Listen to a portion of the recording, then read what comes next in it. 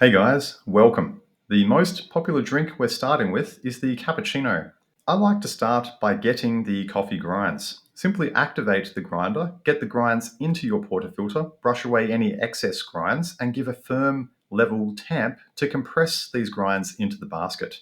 Ensure the lugs and the outside of the metal basket are free of loose coffee grinds before inserting into the coffee machine.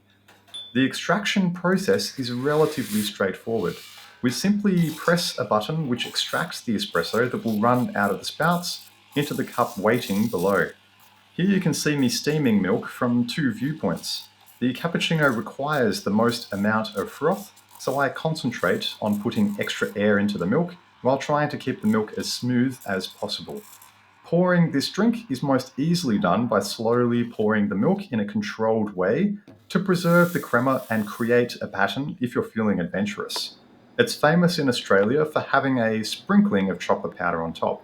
Regardless of where you are in the world, the cappuccino you order should have a nice dome of froth that rises above the top of the cup. I highly recommend sprinkling only one side of the cup to avoid getting chocolate on the face of your customers when they go to drink it. Moving on to the next popular drink, the latte. We need to empty the portafilter before we can use it again. Knock the used coffee grinds out into a bin or collecting box and wipe out the metal basket as best you can. Take this clean portafilter and fill it up the exact same way as for the cappuccino. When you tamp, you will get loose coffee grinds on the inner basket surface, which you can dislodge by giving a light tap with your tamp, then tamp a second time to compact these loose grinds. This second tap is optional and should only be done with minimal force. We are putting a single shot into our latte again, so we collect the spare shot into a shot glass. Steaming the milk is very similar to what we did for the cappuccino, but we want slightly less froth for this drink. To achieve this, we rest the steam wand on the surface of the milk for a shorter time than we did with the cappuccino. Take note of this with the second viewpoint example. This comes with practice and repetition. When pouring the latte, we want to once again make sure that we pour in a controlled way, trying not to make any big splashes or bubbles on the surface of the drink. While you can do latte art on any milk drink variant, you will tend to see the most exceptional pieces of latte art on a latte. This is because it has a good balance of froth that can cut through the crema while still being easy to manipulate. Finally, the flat white. This takes the third place and is my least favorite drink to make.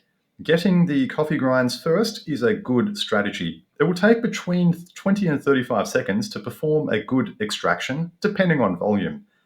If we start doing our extraction into the flat white cup, this gives us up to 30 seconds to get the milk steamed and ready. Therefore, the extraction should finish at almost the same time that we finish steaming our milk. This improves the quality of our final product, which should enhance our customer experience. Flat whites have the smallest amount of froth, so we will want to put even less air into our milk.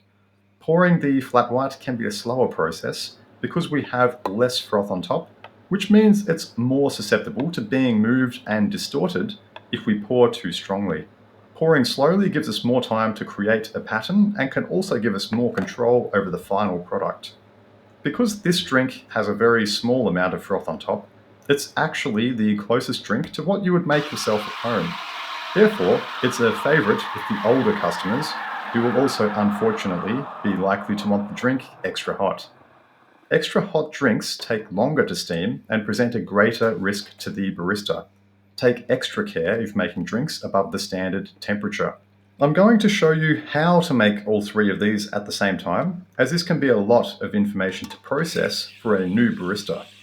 The easiest method that an Australian barista will be taught for making multiple drinks is to get the cups for the order first. Now, get the milk in the jugs, start doing the extractions for all the drinks. Steam all the milk, pour all of our drinks. Add any final touches, such as the chocolate for the cappuccino, plate these drinks up with a teaspoon on the side, and deliver if in-house.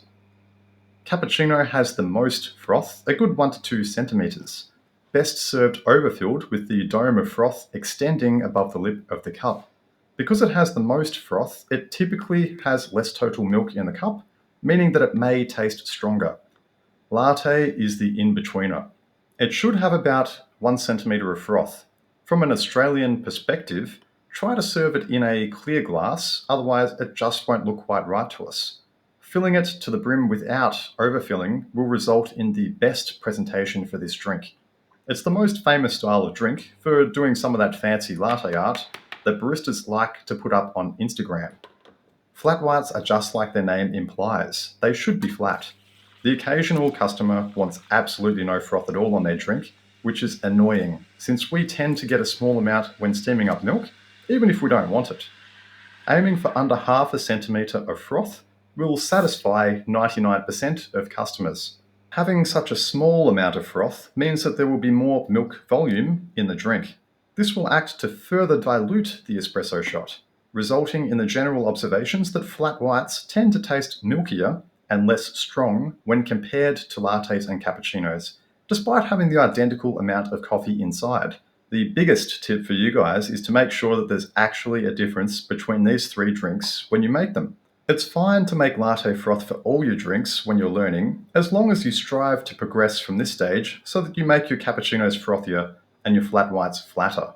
If anything here doesn't make sense to you, or if you have other questions, please write down in the comments below and I'll get back to you.